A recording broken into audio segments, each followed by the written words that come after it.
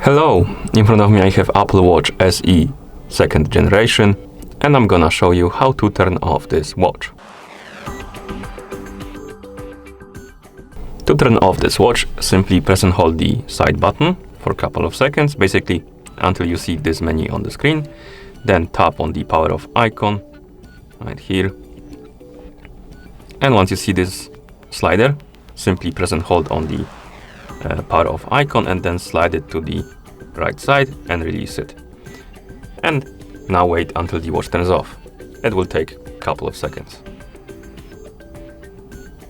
And that's how you turn off this watch. Thank you for watching.